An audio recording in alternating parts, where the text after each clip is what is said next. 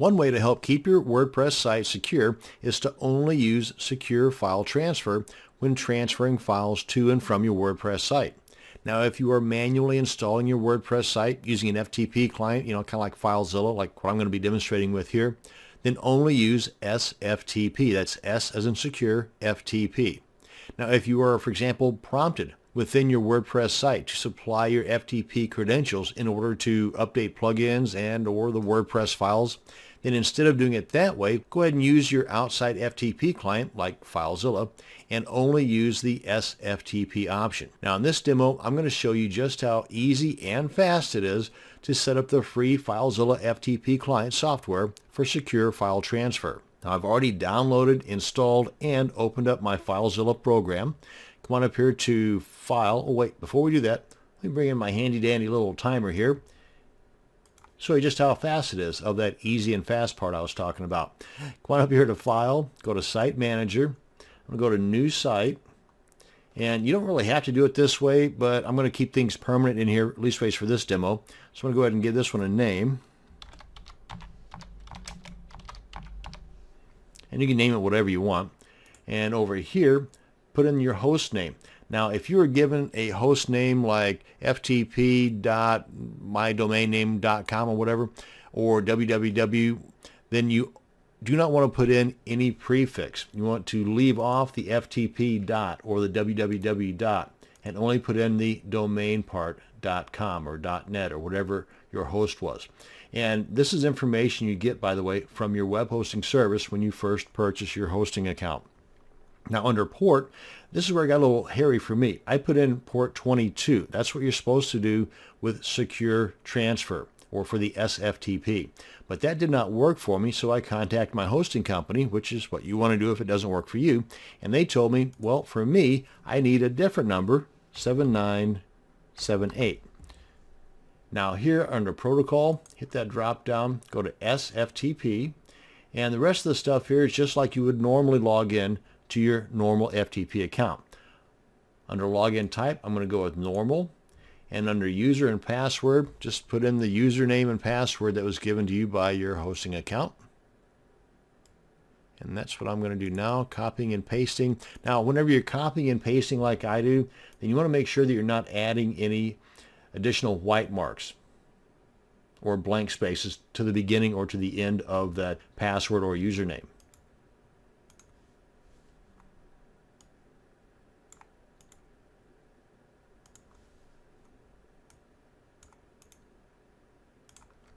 And you can just put whatever comments you want in there and click on connect. And you'll know that you're connected securely by down here in the lower right corner, you'll see a little padlock there. And that is how quick and easy it is to set up your secure file transfer or SFTP using the free FileZilla FTP client. Thanks for watching, and you have a great day.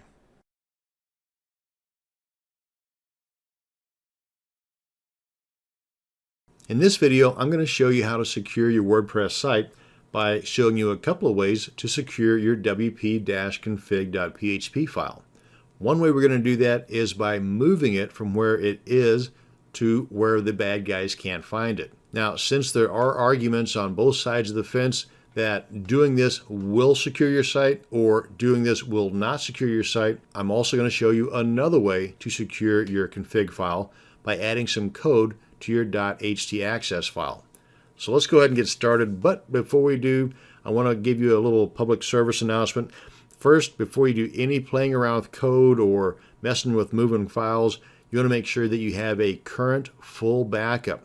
That's a backup of both your files and your database. So before you do anything, get your full backup done. Secondly, the moving of the wp-config.php file will not work at all. Matter of fact, it will break your site if your WordPress site is installed on a subdomain or if it's a multi-site setup. So that's another reason why I want to show you another way of securing your config file by adding code to your .htaccess file, just in case your WordPress site is installed on a subdirectory or is a multi-site setup. Because again, if it is a subdirectory or it's a multi-site setup, do not do the moving of the config file. that will not only not work, it will break your site. Okay, that said, let's get to work. I'm going to be doing this within my cPanel control panel. You can do pretty much the same thing if you are using something like FileZilla or an FTP client. But for me, it's just a lot easier to do it within File Manager of my cPanel control panel. So I've already logged into cPanel, click on File Manager, and here is the wp-config.php file. Now we're not talking about the one that has -sample in it. That's basically just trash right now. We could just delete that and not have to worry about it, but we'll leave it alone for now. The one we're going to be moving is right here, wp-config.php. Now first off, I want to demonstrate that the site is working. Click on my blog. Okay, hello world. It's a brand new installation, so there's nothing on there. What do we got here? Yep, okay, so everything's working just fine. So we come on back to File Manager, and let's just select our wp-config.php file. And right now, it is located in the root directory. It's located inside of the public_HTML folder. You hit the drop down there. You can see that it is right in here along with these guys here. Okay, so what I'm going to do is I'm going to move it outside of or up a level from the root directory. I'm going to put it in the same directory as the public_HTML. I just left click, hold, and drag it on up there. And you can see it's gone from here. Just go ahead and reload this. Yep, it's definitely gone.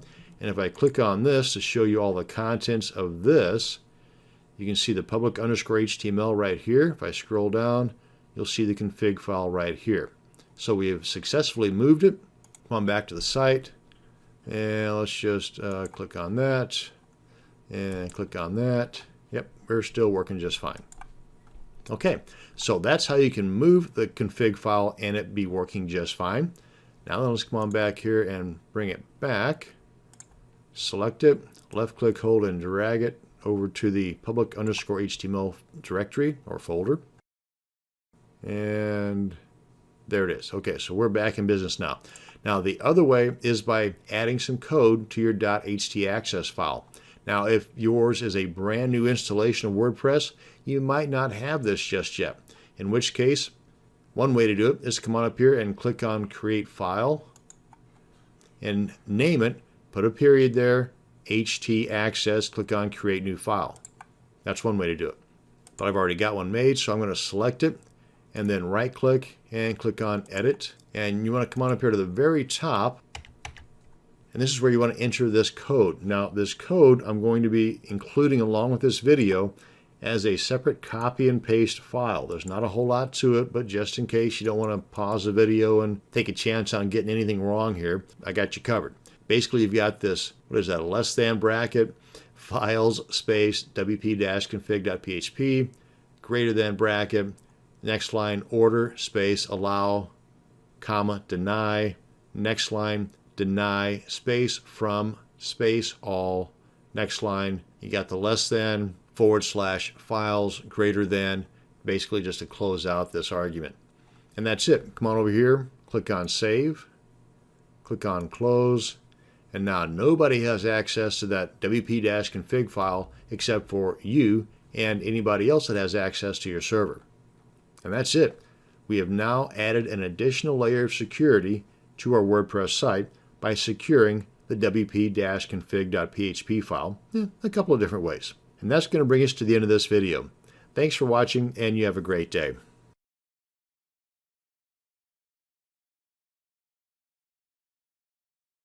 This video is going to show you how to secure your WordPress site by making it even harder for the hackers to break into your site. So if your administrative login username is admin, then you're giving the hackers half of their job whenever they try to break into your site. Also, more sophisticated hackers might find a way in if you are using the #1 user slot on your database. And I'll show you what I'm talking about here in just a second. So we're going to plug both of these potential security holes, and this will discourage most hackers, and they'll just simply move on to someone else's site that isn't as safe as yours. Here's how we do that.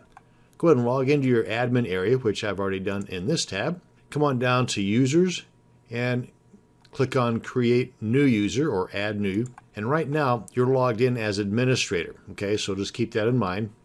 Matter of fact, if we click on this link here, open it in a new tab, I'll show you all the users that we've got on our site so far, just the one, but it has the role of administrator and the username is admin. And if we come on over to our cPanel control panel, scroll on down until we get to PHP My Admin, and this is the one here that I'm looking for.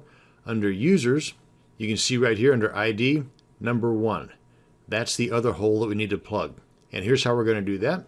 If we come on back here to our add new user, we're going to create a new administrator account for us, and we're going to delete the other one. And this new administrator account is not only going to not have admin as the username, it's also not going to be on the number 1 slot. It'll be on the next slot, which in this case is number 2. And we get on down here to role, hit the drop down, click on administrator, and we want to click on show password. Go ahead and copy that. And I've got a plain text document here that I'm keeping on my desktop to keep tabs on all of my login stuff. Actually, I've got a couple of password managers, LastPass and RoboForm, that does all this stuff for me. But for the sake of this video, we're going to stick with the plain text document. So let's paste that password in here. Username is Stan with a capital S. And get this guy out of the way. And click on Add New User. That was the RoboForm thing I was talking about. Okay, so now then we cannot delete this admin account because we're currently logged in as that. So what we need to do now is log out and then log back in with our new account.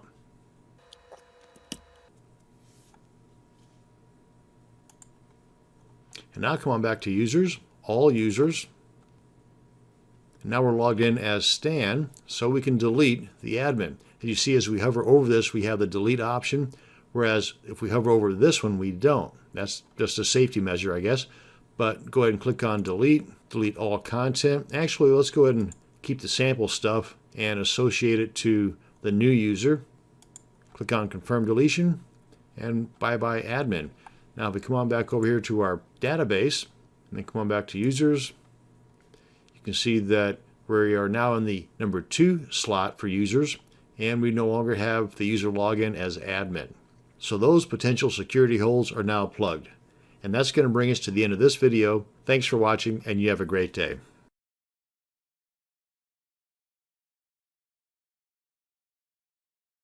You can have all the security features in place for your WordPress site, but if they are all on an infected server in your web hosting account, then your site can still get infected. Now, I don't mean to be a Debbie Downer here because this is the worst case scenario and may never happen, but you should plan for the worst and hope for the best.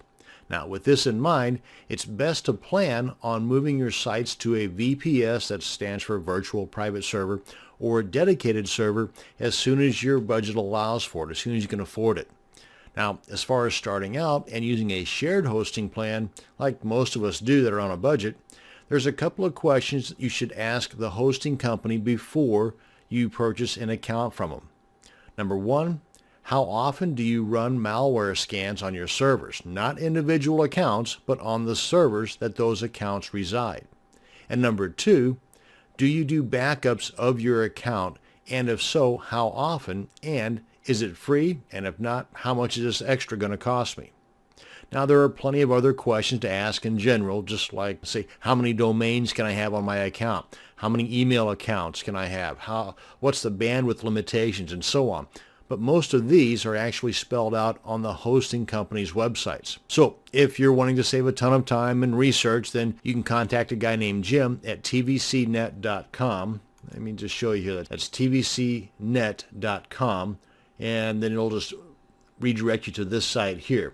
And you can use the phone number if you've got questions, and they've got a complete list here of all the different types of services that they offer, and the prices are very reasonable. The main kicker here is you've got the daily malware scan, and they also provide the backups.